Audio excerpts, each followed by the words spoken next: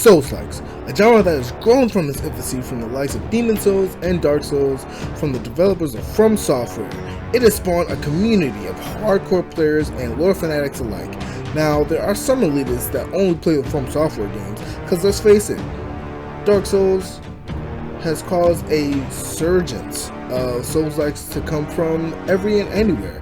Different developers, different publishers, and so you have those people that only play the From Software games. Then you have those that are the middle ground where they play Souls-likes, whether it's from FromSoft or not.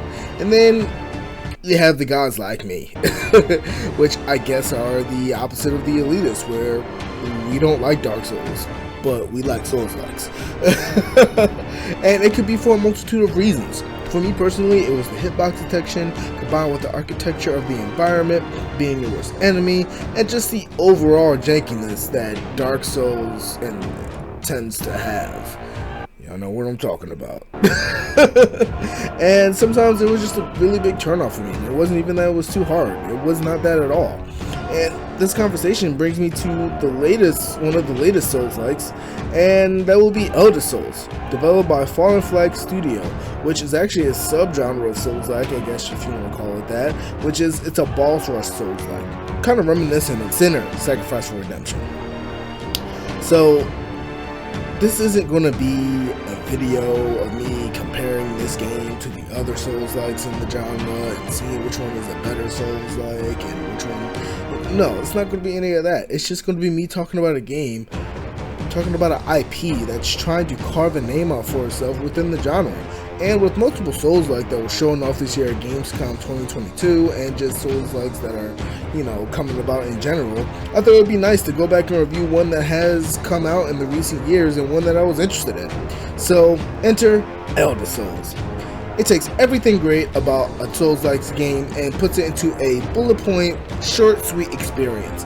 And I'll say this before, and I'll say this again, if the game is short and sweet, that beats out it being long, drawn out, and mired with annoyances.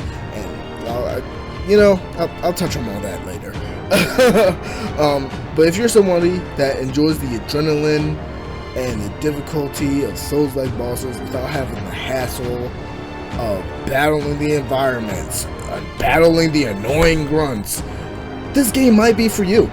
Will it replace the innovation and creativity of Dark Souls bosses? No, it's not supposed to. I said it before, and I'll say it again, and I'll keep saying it. The game is short and sweet, and it doesn't waste your time. I'd rather that than a drawn-out game. Because think about it, if you play a drawn-out game, you're just going to be trying to get it done either from time investment or financial investment. You're not going to be enjoying it after a certain point. It's just going to be annoying. But if you have a game that's short and sweet, and you're just like, and your only complaint is that you wish it was longer, then the game did its job. It gave you the experience that it needed to give you, and that you paid for, and that it wanted to give you. So there's that. Well, first thing I want to touch on is the music.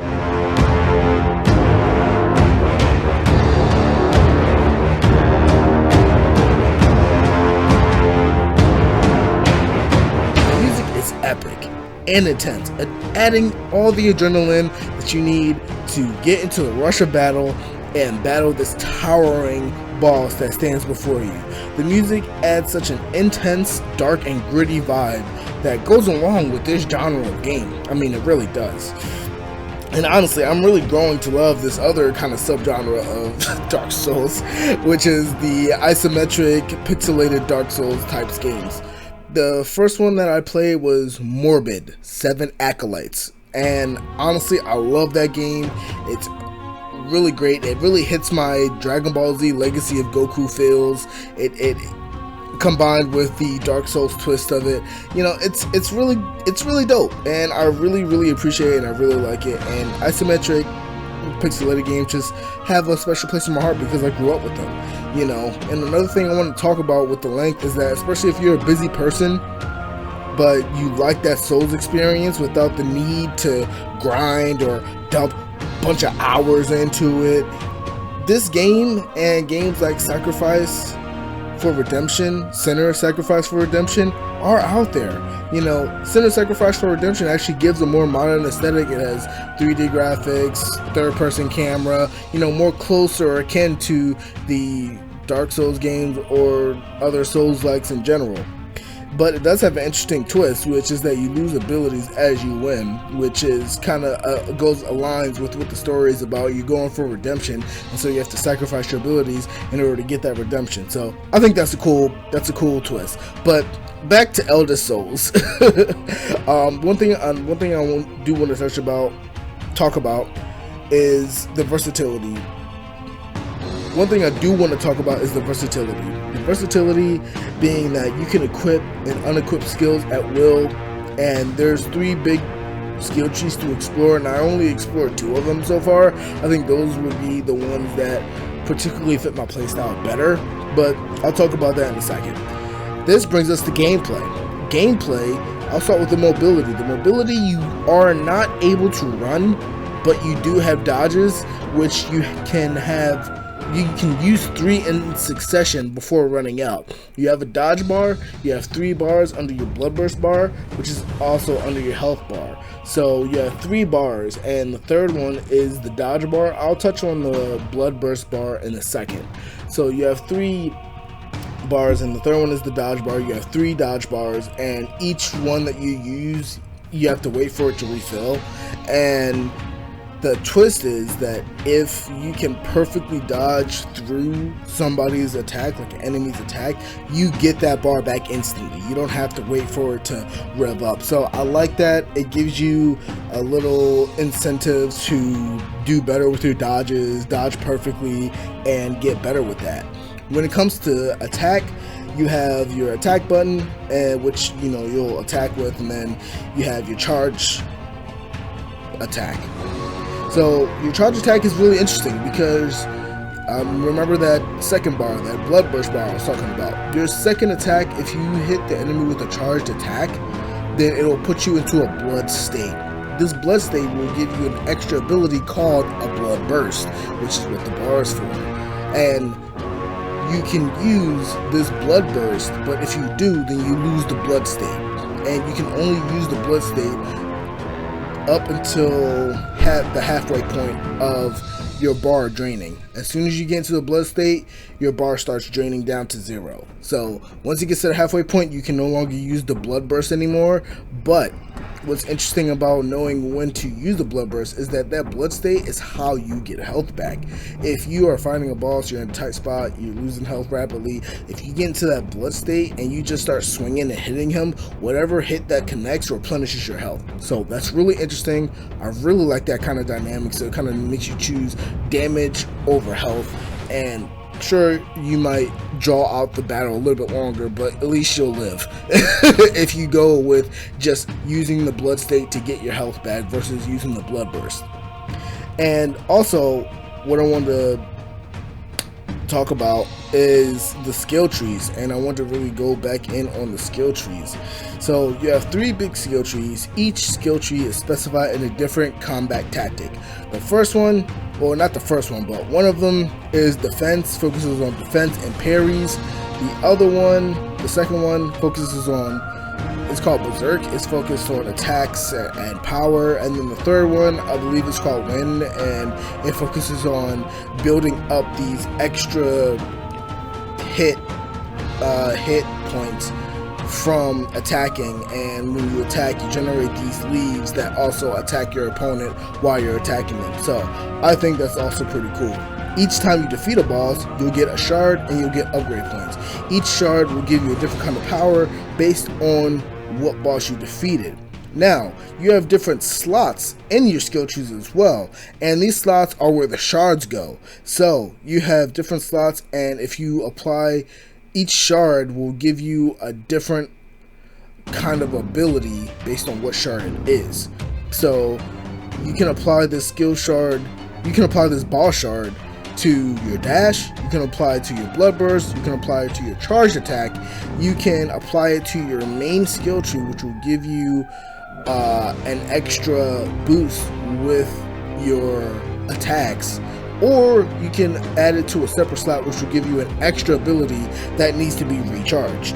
So you have a lot of options when it comes to tailoring your combat, tailoring what effects you want and how you want to take on the enemy.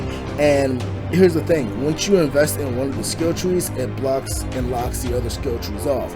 But at any moment, at any time, you can just take all your points back, take your shards back, and put it into another tree if you want, if that playstyle is not working for you. And that's why I do love the versatility in this game, because of course you've seen games with skill trees. Once you start using that skill tree, you can't go back to the other skill tree, you can't go back and do something else. So some games are like that. So I appreciate the fact that this game gives you the freedom to truly tailor how you want to fight in this game, which I really appreciate. And I have two more things I want to touch on. First, I want to touch on the art style. I did touch on it a little bit before, but the pixelation and the design of the enemies is really dope. The dreariness, the desolate place that you're walking through, you know, everything's ripped up, everything's destroyed. It looks like a plague swept through the environment that you're walking through to get to the next boss. It's really dope, really fits the vibe, helps to really expand and go forward with the story that they're trying to tell, and that's really dope. And of course, last but not least, how can I talk about a Souls-like without talking about the difficulty? So, difficulty here, it's there. You know, I'm sorry, not to simplify it, but the difficulty is there. I wouldn't say it's the hardest game that I've played, but like it definitely, or the hardest Souls-like that I've played, but the challenge is definitely there. I'm actually stuck at a boss right now, and I think I like that because, you know, this game, it'll give you some bosses that'll make you sit back and reanalyze your strategy, reanalyze what trees you're using, reanalyze what skills within those trees that you're using. So sometimes I do like a game that kind of, you know, gives you a challenge and makes you think, because there are some games where you could just use one tree and just go blindly and just finish the game. You know, you don't have to even think about it anymore after you choose what you want to do in the beginning.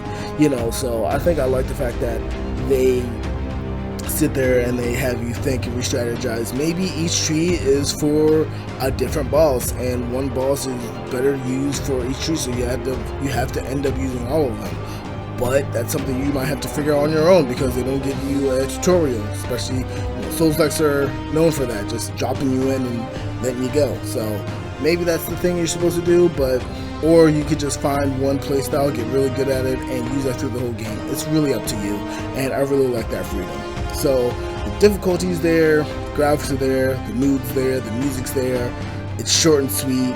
It'll be definitely good for a couple playthroughs if you're just really aching for that punishing boss that you just really want to fight without all the hassle.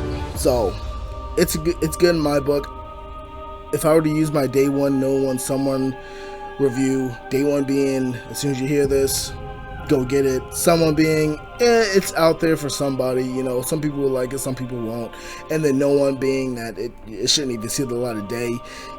I would definitely give this a someone review. I can tell that it's not going to be, objectively, it's not going to be there for everybody. Like, everybody's not going to click with it. Everybody's not going to, you know, like the pixelation or, you know, whatever the case may be. But it could find, if they decided to keep going with it, it could find a niche community for this IP. It could find a good community for this IP. This IP is really, it's dope. It's not bad at all, you know, but it just comes down to personal taste, and that's why I give it a someone review. So it's good. It'll have to find this community if it's going to thrive. So this has been JayDubbs. Sorry for not introducing myself in the beginning. I kind of just want to jump right into it. I really wanted to talk about this game for a while. Just work and, you know, life things have gotten in the way. But thank you for listening. If you made it through the whole thing, thank you. I really appreciate it.